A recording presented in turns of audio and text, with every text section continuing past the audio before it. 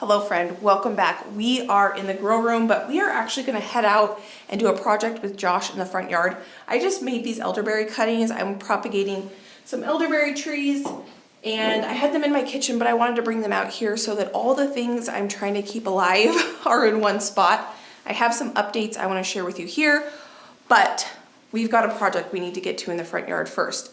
And before we go and do that project, I got my corms. I have ranunculus and anemone corms here.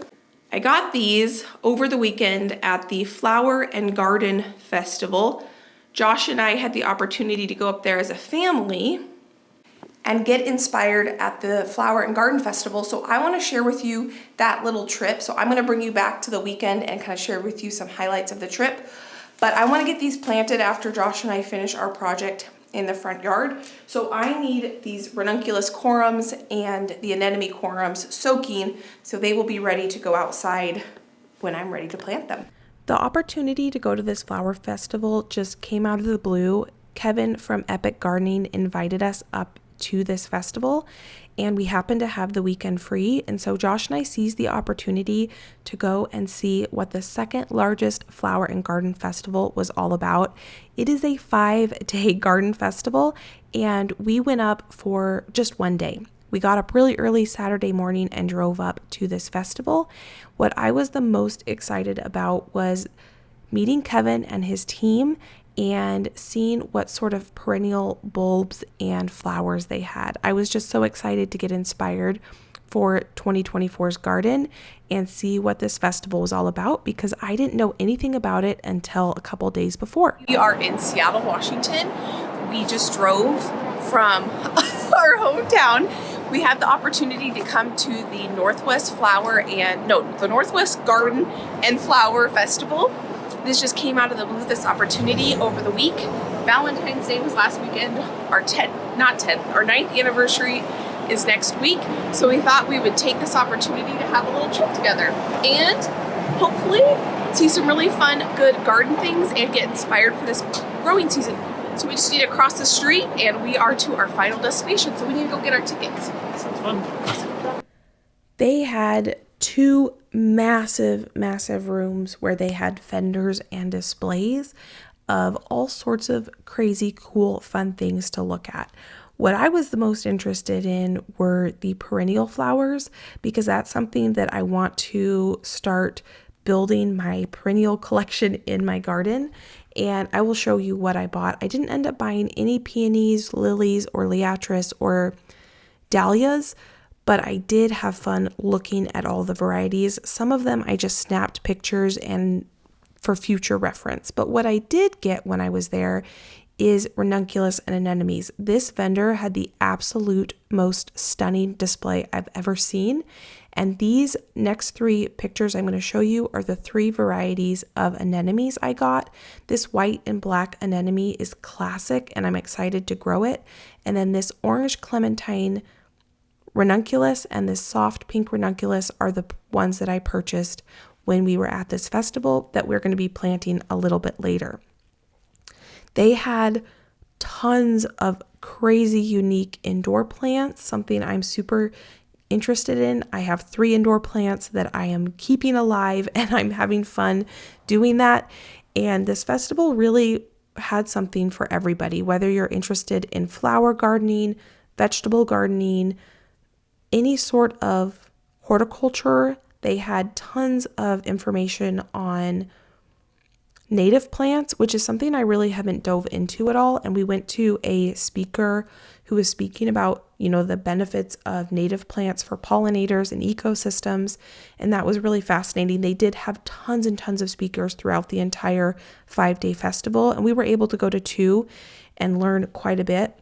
Now, this greenhouse, this is a Hartley greenhouse. And oh my goodness, friend, talk about a dream greenhouse. We were just daydreaming and looking at all the different greenhouses they had at this festival. And these glass metal greenhouses were stunning. And then I thought this one was really, really beautiful as well. This is a timber framed greenhouse and just the landscaping around this greenhouse was just absolutely beautiful. we had the opportunity to just spend time going to two speakers and just perusing the vendors. And one thing that was really inspiring is they did have bees. And Josh and I, on the way home, when we were driving back from the festival, we decided that yes, we want to get bees this year if at all possible. So thank you, Kevin, for inviting us to this flower and garden festival. We had a lot of fun. The corms are supposed to soak for a solid 6 hours before I plant them out, but today is the only day where we're having a break in the weather. So they're going to only soak for a few hours while Josh and I tackle this project. This is the previous owner's orchard, and there was a fence around the orchard, and it's falling apart. So let me show you what it looks like before we get started. The previous owner had put these 12-foot tall T-posts in and this fencing to keep the deer out. Well, you can see no deer are staying out of the orchard. There are places over there too where the fencing has fallen down and deer can just hop and walk basically right in there. At our previous homestead, we did not have any deer fencing around our orchard, and we didn't really have a problem with deer eating our fruits, even though there were deer in my garden eating my garden produce.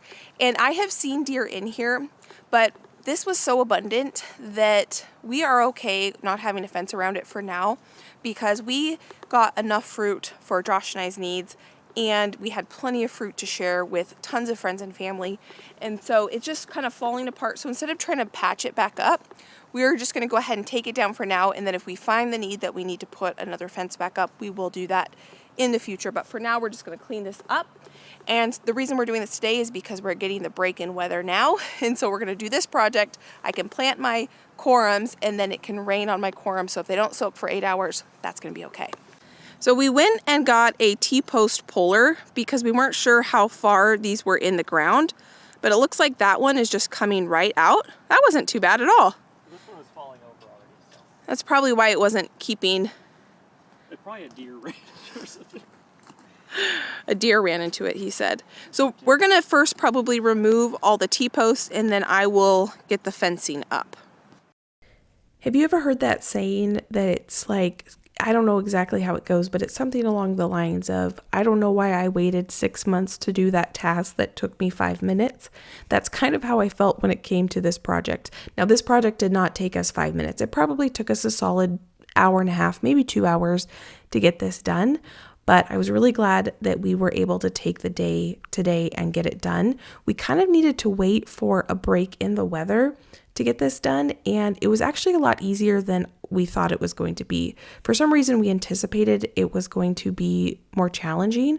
The most challenging part of this project was actually this silly fencing, because it is like a plastic fencing and it's super unwieldy. So at first we couldn't quite figure out how exactly we were going to manage rolling it up, but eventually we do come up with a really good system. So how we first started doing this project is Josh was going around and removing the T-post after I snapped the cording that was holding the fencing up. I'll show you in a little bit. The cording that was tying the fence to the T-post was rotting, and so I think that's why it was falling down, is because it was just rotting. And here's a good example of rot. So this is where the gate is to get into the orchard, and this post is completely rotted through. I could have just pushed that over with my foot. It was completely a goner. So Josh, what he ends up doing is taking the gate portion of this off, and then he ends up just pushing this gate down. Now the larger one is not rotted, or not larger one, but the one to the left is not rotted. So we'll have to pull that down later when we get the tractor out. We didn't get the tractor out on this day. We were just able to push it over with our hands because it was completely rotted. And one thing Josh and I were saying is it felt so good to be working on a project together. We love doing this. When we first got married, we spent the first 5 years of our marriage remodeling our first home. Every weekend we were remodeling, and so we just kept saying, wow, this feels really good to work on projects again together. It had been a while since we've done a project together. So I was removing the rotted string that was holding the fence up, and then Josh was going behind me and removing the T-posts. And we are so happy with how this ends up turning out. And you can see the fencing was just unwieldy. This already feels like it's opened up this space tremendously. Josh is going to continue to go around and pull posts. I think what I'm going to try to do is take this post, because we're not going to reuse this fencing, and I'm going to wrap this fencing around this post, so it's not so unwieldy. That's my thought, at least. Could be a terrible idea.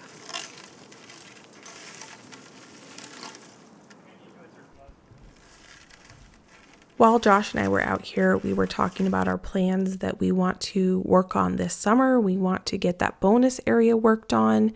We did go out and pick out flooring for the seed room, so that's going to be happening soon.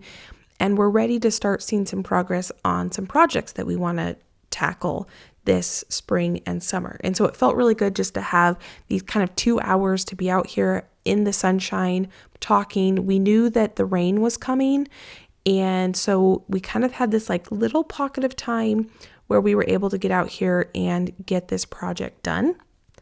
And my idea with the wood post did not work super well. So you're going to see we do end up coming up with a better idea on that. And this soil around these trees is soft and really, really beautiful. And so when I was out here, I was also thinking, goodness, I wonder if I could make some like flower beds going along the driveway and putting a bunch of perennial type flowers. That is a whole big project that I'm not sure exactly how I would and when I would tackle that, but I was definitely thinking this soil is really, really beautiful, because I do end up taking the T-post puller and pulling some T-posts, and it's just really soft, really beautiful soil. And so I was thinking, oh man, I don't need to limit myself to planting perennials in the garden. I could put a bunch of perennials and different plants around these fruit trees and nut trees. So if you have any suggestions, I am all ears. So this is how we end up coming up with a better way to roll up this fencing, is to actually just roll it up as we remove it from the T-post. And this works really, really well here. You can see here I'm just rolling it up as we go. And then you can just see it's opening up this space so much. We felt like these trees kind of were claustrophobic in that fencing, and it just felt like a breath of fresh air that they could breathe, we could breathe, and it just kind of tidied up this area, especially because this is where we pull into our front of our house. It just felt so nice to kind of give these trees room to breathe, even though they could breathe around the fences. We figured out the best way to do it where we both do it at the same time, but the reason this fencing is falling apart is that they're just held on with this twine, and the twine is rotting. Yeah, I'm not even cutting it, I'm just pulling it. pulling it off. And so in a bunch of, well, that one has a zip tie up there, if I can speak. And so that one's staying in place, but the reason it was falling apart is the ties were just literally rotting off. Just rotting. I could probably just, well, no, not on this one. Some of them you could just. Going back to talking about goals and things we want to accomplish, I had mentioned that when we were driving back from Seattle, bees is something that, we want to get into. And Josh and I have wanted bees, or I've wanted bees since we moved into our first house 9 years ago. And it just has never felt like a good time. It's always felt super daunting to me to learn all that it takes to learn about becoming a good beekeeper. Where we live, there are definitely pests and diseases that you must, manage in order to keep a good, healthy beehive. And it's always felt a little daunting and overwhelming to me to learn all the things that you need to learn to be a good beekeeper. And that's one reason why we have not, up to this point, really dove into it. And when we were driving back from Seattle, we were talking, and Josh is not really interested in like the collecting of the honey and managing the beeswax and all that part. And that's the part that I'm super excited about and I think would be super fun. But Josh is interested in the actual beekeeping part. And so we were driving and talking, and we had the idea, what if Josh becomes the beekeeper and he learns what needs to happen when it comes to caring for the bees and managing the bees. He's got a very good personality for that, for, getting really detail oriented and when it comes to those types of things. And so we just kind of were like, whoa, what if you become the beekeeper and I become, the person who manages the honey if we get the opportunity to collect honey from bees, and I'm the one that could manage the beeswax if we're lucky enough to, be able to harvest beeswax. And so that is something that we are going to do this spring. Is Josh is taking this time to learn about beekeeping, and he's going to become the beekeeper. So if things go according to plan, beekeeping is on the list for 2024, and I am really looking forward to that. I think that will be super fun. He's excited about it. I'm excited about it.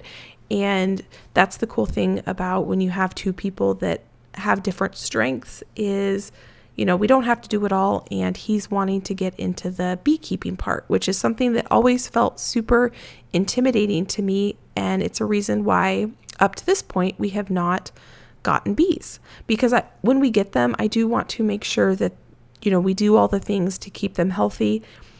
I know that there's things that happen when it comes to beekeeping, that sometimes there's things that are out of your control, weather and things and pests, really. Even if you do all the things, sometimes, you can have hives that die, but he is going to be the person that's going to be able to do the best job at that. So now at this point, we have all the T-posts out, and now we are managing this fencing. This fencing, I keep using the word unwieldy because that's exactly what it was. It was unwieldy. So what Josh is doing is he has a zip tie, and he's zip tying the fence together so that it's a little bit more compact and a little bit more manageable. Once he got his pile zip tied, then he comes over to my pile and he starts zip tying this. And then once he gets one zip tie on it, then I am going to go work on another project that I've been wanting to work on for quite some time. And that is to take care of these stumps back here. So before I do that, I'm going to grab the fencing and I'm going to get that in the back of the truck so that can go to the dump.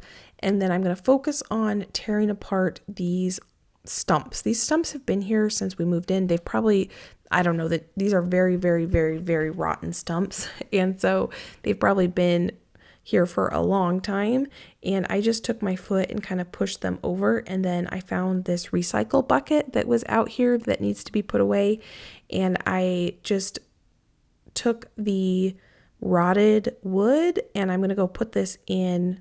I've got an area in our woods over here where I've got a big compost pile, and I just end up throwing the rotting wood stumps into the compost pile so that it didn't look quite as unwieldy there. I'm able to get quite a bit of this up. We do need to, there was one part where the stump wasn't quite as rotten, and so we'll need to, right here, it just wasn't quite as broken down, so we'll need to probably, when we get the tractor out, just use the tractor to kind of push the rest of that over. But overall, it felt good to get most of these rotten stumps kind of out of here. And now I'm going to grab these T-posts and put all of the T-posts in one big pile. These are big, heavy T-posts. I was carrying all these T-posts over here, and Josh is like, I could just bring the truck around here and pick all of them up at one time because they're scattered throughout. All those little white dots, those are T-posts, and those are heavy because they're 12-foot T-posts. And so work smarter, not harder. So this is looking a lot better. It feels like the trees can breathe a little bit. Definitely needs a little bit more landscaping, but it looks a lot better without the falling down fence. And then here, I think we're going to eventually take this tree down too, because we've been here for a year and a half and the whole bottom half is brown and it doesn't green up. So I think we're going to take that down and maybe trim back this rhododendron a little bit. So Josh is going to finish up this job for me. We still have this one post that needs to come down, but we're going to have to get the tractor out, I think, to pull it out of the ground. And so what we'll do is we'll take this. I mean, just look how much better that looks without that falling down fence. It's going to be a lot easier to just kind of go in there. And Josh was even saying we're more likely to probably go in there and just grab a pear or an apple to eat, because during that time of year, we do have fruit on the tree. So Josh has turned on the car and he's gonna come get those T-posts. It's a very old squeaky truck. All of this is coming down except for those blueberries that are in there. And so when we pull out this old garden, we'll pull that post out as well. So another day, we're gonna come in here when we have a little bit more time. Today was just kind of a short day. We're gonna take out all these old beds and remove the old deer fence over here. So when we do this big project, taking all this fence out, we'll take that post out as well. Josh and I just talked, and while he's taking out T-posts, he's gonna go ahead and just take out all of these T-posts today as well. And we're not gonna get to removing the beds, the cinder blocks, and the fencing, but at least we can get all these T-posts that aren't really serving a purpose in here anymore out, and that will just be a little less visual clutter in this area. Now this area, these are really established, beautiful blueberry plants. They produced a ton of blueberries for me last year, which was pretty incredible. And in these beds, there are strawberry plants that are coming back, and I'm gonna save these strawberry plants and I'm gonna transplant them in probably about 2 or 3 weeks, maybe a month or so, once they get a little bit more established. The deer had come in and completely mowed them down, so I did not get a harvest at all, but these plants are still great. So I'm going to just transplant them at some point. You can see like this one, it didn't make it. This is just dead, which is fine because one of the runners did, which is this one here, those ones there. I just spotted out of the corner of my eye too. I must have missed some of the garlic that I planted in this bed when I harvested it, because there's garlic coming up in this bed. That's a chive plant. I'm going to transplant that when I transplant the strawberries. But there's 1, 2, 3, 4, 5 garlic plants, and they just transplanted themselves or are coming up voluntarily. So these are the T-posts Josh is going to remove. So while he's doing that, I'm going to go plant corms. That is very generous of Josh to take part of his day to help me with that. I'm really grateful for that. So now what I need to do is figure out where I want to plant my anemones and my ranunculus. I've got my garden plan here that's very loose. Nothing super serious about it. So I'm going to sit here and kind of think for a minute where I want to put these. So you can see these have plumped up quite a bit. And it's supposed to rain for the foreseeable future, so I'm not worried that these did not soak for the 6 hours or whatever needed to soak. I'm trying to think. Oh, and I needed to see if what end of the anemone corm is planted. The pointy end goes down. I don't want to lose which is which. So I'm going to take the sticker off here and just stick it on there.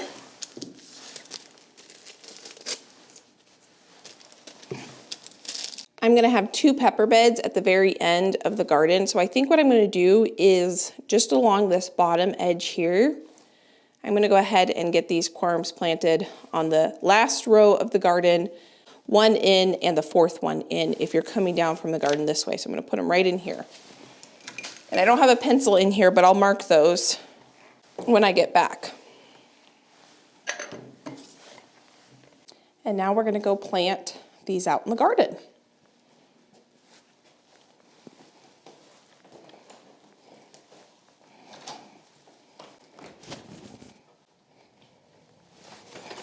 I can have all the plans inside, but then when I get out here, I change my mind. This is my garlic bed, and at the very end, I never planted the rest of my garlic out. So I'm not gonna waste that part of the bed. I'm gonna go ahead and get my anemones and my ranunculus over here. I changed my mind. I'm gonna put them on the end of this bed and the other end of this bed.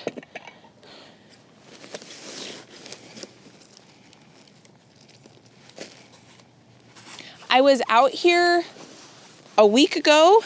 Let me share with you what I did a week ago to do a little bit of garden maintenance out here while I get some of these planted.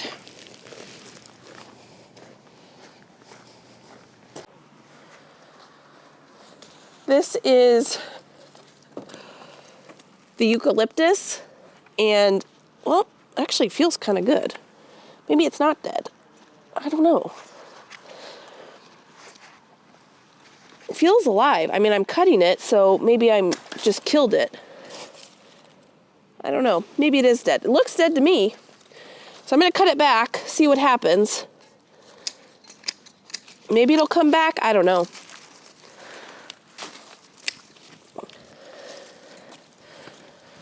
But for any rate, this looks a lot better in this pot that I look out my kitchen window every day at. There we go. Compost that. Was looking really nice until it iced over. I don't know if this will come back, but this foliage is all dead, so I'm going to cut this back so that I'm not looking at a bunch of dead foliage.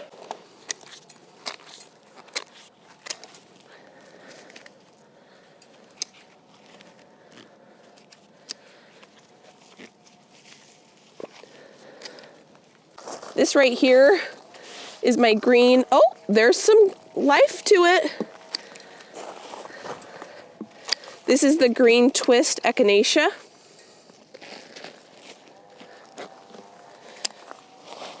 There's life. It's starting to sprout right here.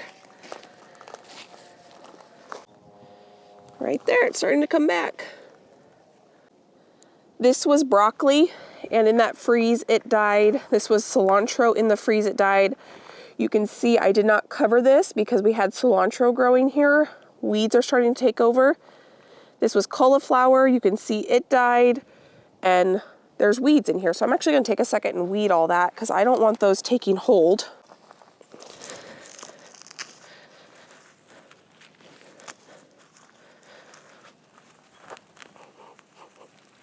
I do need to come back out here and cover this, but I am glad the weeds are taken care of at least. This needs to be covered. I'm going to go ahead and do that right now. I don't want weeds taking over this bed. I think I forgot to staple this whole side of this bed. That's why it's not staying down, because I only found one staple in that whole thing. Weird. But here's my Rudbeckia, and you can see that starting to have some life to it. There's some green in there. This is the eucalyptus that I think died. I'm gonna get this out. Just do a little bit of garden maintenance. This is the first time I've done any maintenance out here, and I don't even know how long. This still smells really good. This is the other Rudbeckia, and this is the other side of that same bed.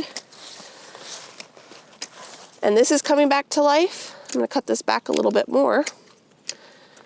A lot more life to this one. Look at that. Beautiful. So this bed also, the landscape fabric came up, and it is all tangled in this. I don't think that this piece of fabric is salvageable, which is too bad. Man.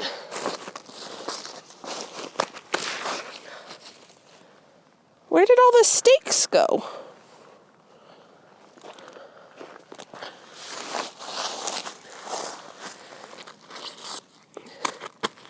There's a couple.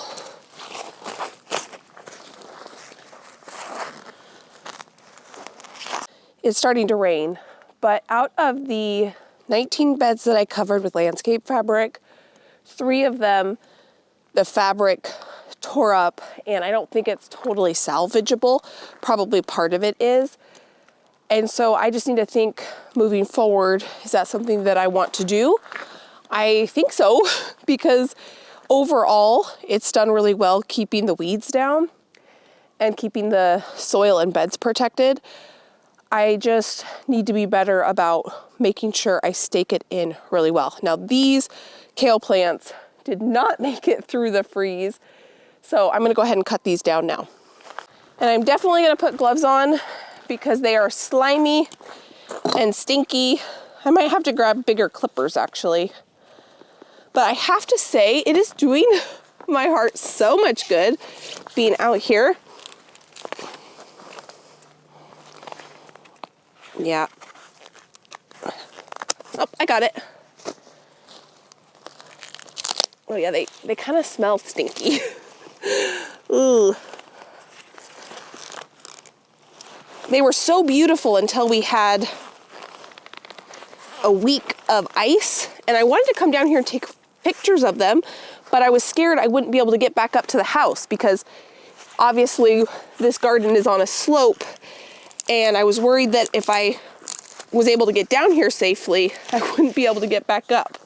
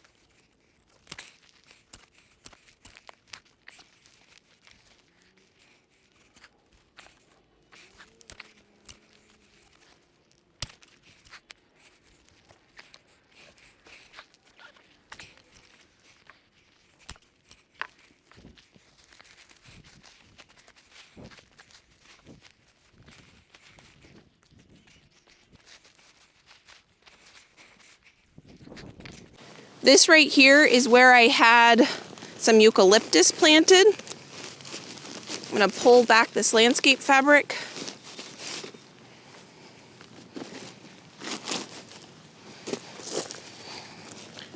Right here is where I have a Rebeckia that's coming back.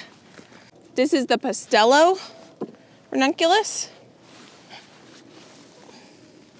And I'm just going to get those in the ground.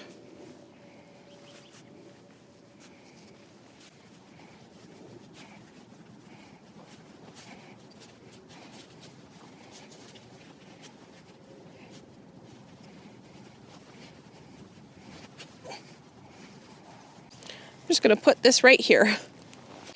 I'm going to come to this end of the bed with my clementine ranunculus. This also is where I had eucalyptus from last year that I went ahead and removed because they didn't make it through the winter. These ones are a little bigger than the Pastello. These are the clementine. So I'm planting them leg side down.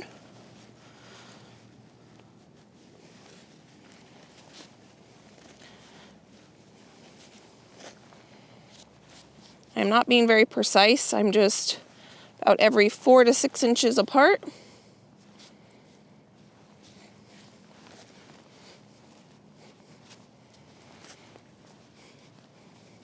And then I'm offsetting them a little bit.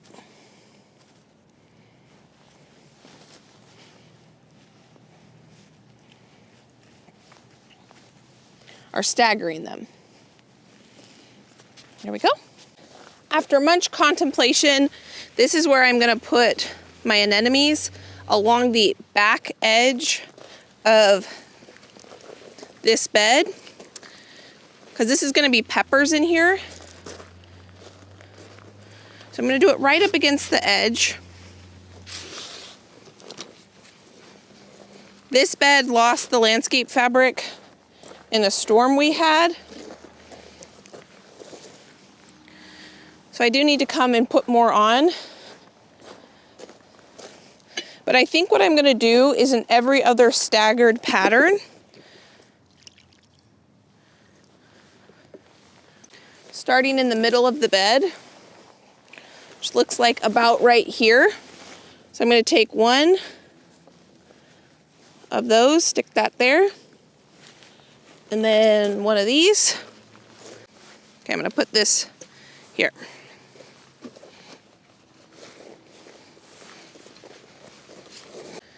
Okay.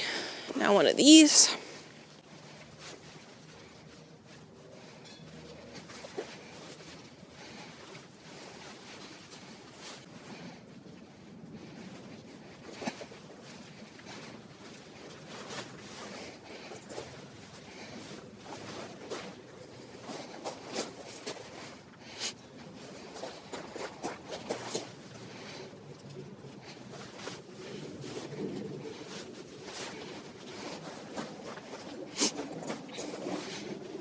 We have officially planted out in the garden. I mean, I guess we technically have planted the garlic, but this is the first thing in the garden. So I need to go inside and mark down where I put my pistello.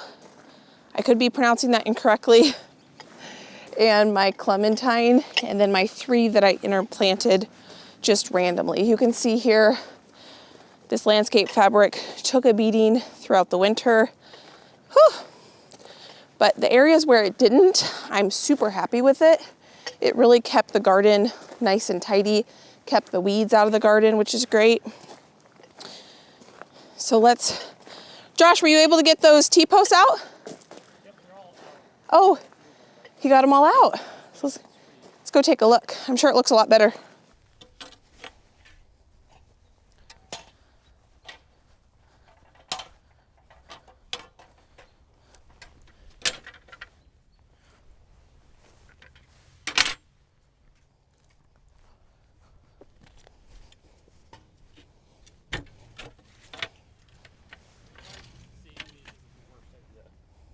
These are pretty short.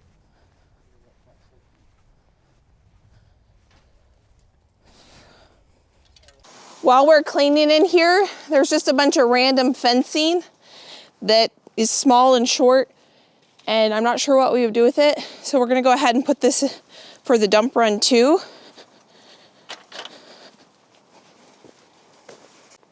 That looks a lot better. Thanks, Josh, for taking all those out.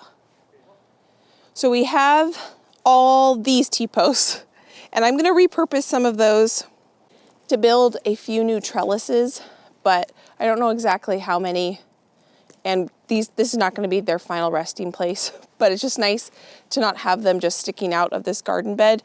So the next big project we have out here is to remove this old deer fence, and that is gonna be quite a bit bigger project than the one that we were doing today. The reason is there's a big hole on this side where the deer can just come in and out, and we're not really planting anything in here other than we're gonna keep the blueberries. I'm gonna transplant the strawberries so deer can't get them because they could have full access to them. And I'm gonna transplant the chives. And then this is just gonna be a flat lawn, basically. Flat lawn for whatever you might want a flat lawn for.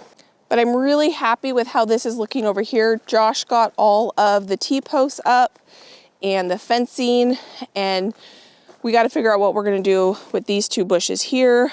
But these apple trees, pear trees, plum trees, nut trees can just breathe a little bit better. I feel like it doesn't feel so claustrophobic.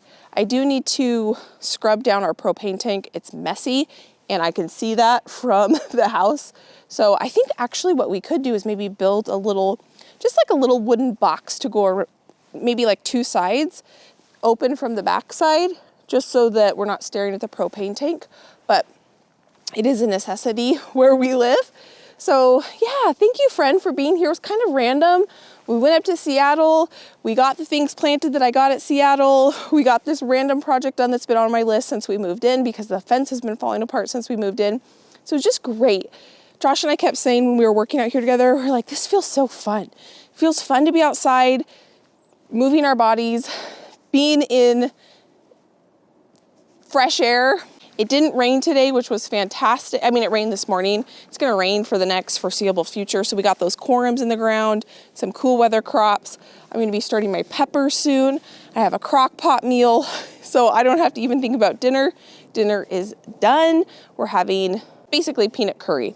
It's gonna be delicious. So friend, thank you for taking time out of your day to spend time with me as we got these projects done and we went around on a little trip. If you enjoyed this, I can pop a couple of my other videos here. You can go enjoy between now and my next upload. I hope you are having a fantastic day and I can't wait to see you next time. Bye, friend.